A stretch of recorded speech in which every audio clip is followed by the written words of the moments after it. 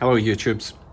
I'm going to take a break from compressor rebuilding and tool reviews and get back to what this channel used to be all about, building cars.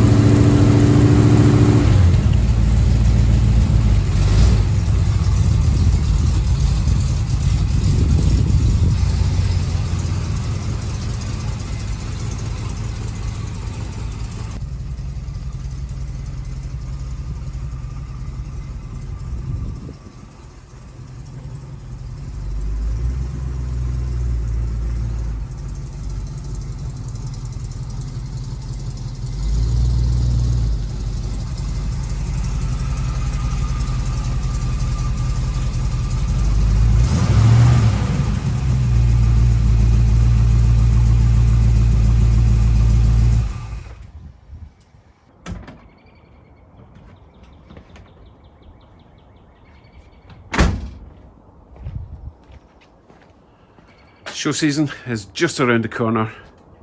Bugsy needs some work. Let's take a walk round, see what I need to do. Or see what we need to do, because I always need your help. First thing you might have noticed is the absence of Bugsy's unicorn. It's not been stolen, it was just looking a bit crooked and his horn was looking a bit missing, shall we say. So I'm going to be looking for new ideas for a hood emblem of some description. Not sure what yet. The rest of his body is not too bad actually, thankfully, because my neighbour kindly let me store Bugsy in his garage over winter. He's not really got any worse. He does need a bit of a rub down, especially the trunk area. And another clear coat put on for now, which is part of the reason that I got the compressor, so I could do it properly this time. I would love to get the running boards sanded down and painted the same colour as the car. If I was to rub them down completely, they would just look rubbish, because it's not the same metal at all. They won't come up like that, so I need to paint them to look like that, just for this year.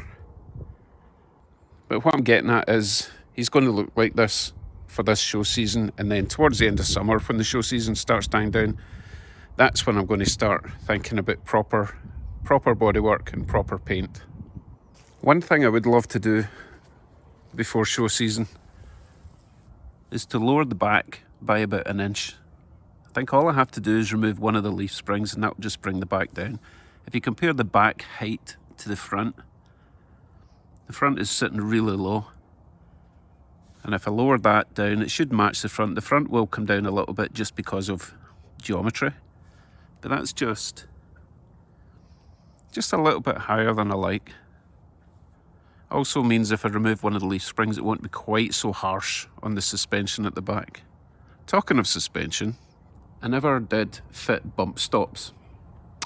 And because of that, the shock mounts have actually bent a little bit because they've been bottoming out.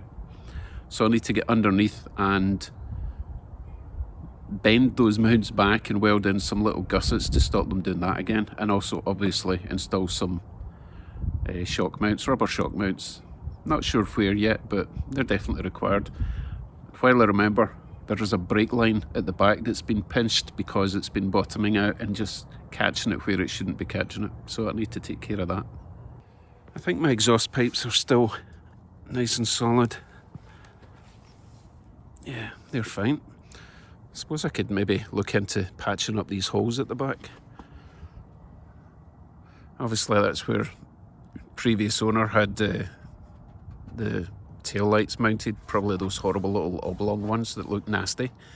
So I need to fill them, Probably fill these. I was thinking of putting the rear wheel, the spare wheel mount back on, but that would look a bit fugly, so fill them as well. That obviously. Oh, and a big one, of course, relocating my fuel cap over to where it's supposed to be and get rid of this duct tape and fill in this hole that's going to be left. Part of the reason I haven't done any of this bodywork is my MIG welder is just too powerful and it just burns through it. But as you know from all my tool reviews, I now have a nice TIG, actually 2 TIG welders. And once I get good at that, I can fill these holes without burning through the whole car. And of course, we still have the window issue, or lack of. I do still have these quarter windows that I think I'm going to install, and that will give me a bit of airflow because they can turn out that way and allow air to come in, save me getting a vintage air system. And it also means that I'm going to have a much smaller section of glass that I need to make for this area here. If the quarter window stops there, then all I need is a bit of glass there that I can magically make go up and down, which will give us a bit of wind protection, a bit of rain protection. On the front end, I'd like to replace the bulbs in there with LED bulbs, because these old standard halogen bulbs are really yellowy and kind of useless at night. Quite like to remount these sideways, rotate them around that way so that they look like the headlight mounts, but I need to make little miniature versions of these, and then they'll come down a little bit and look all nice and swanky. I've also got this hole down here, which again I've been scared to touch because I would just make it worse, but hopefully if I get good with the TIG, that will take care of that. In the engine bay, I need to give it an oil and filter change. I might even change the spark plugs. For some reason they've gone really rusty. They've only been used for like 1 summer, and I think I do have a full set of plugs for that. So oil, filter and plugs. Also in this area, I want to disconnect the heater matrix on the inside, so I can either just join this pipe down to that pipe, or I can get some sort of tap to fit in the, in fact I might actually have one, hold on a second, this could be fluky. When I got this, oh, I didn't tell you about this. I know I wasn't talking about compressor rebuilds today, but I picked this up in Marketplace last night. It's a really nice unit. Anyway, it came with another one of these valves here. I reckon I could make that fit. I just need a couple of adapters, and then that will just shut off the whole system of the water, the hot water going into the cabin, which I'm not going to need in summer. So I think that's all on this side of the engine.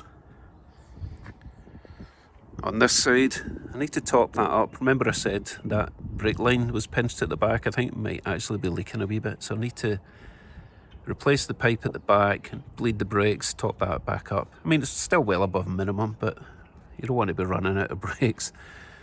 And I think, yeah, I'll check the water. Oh, it's a bit stiff, but I'll check the water colour in there and make sure it's not frothy. And there's no froth in the oil, which is nice.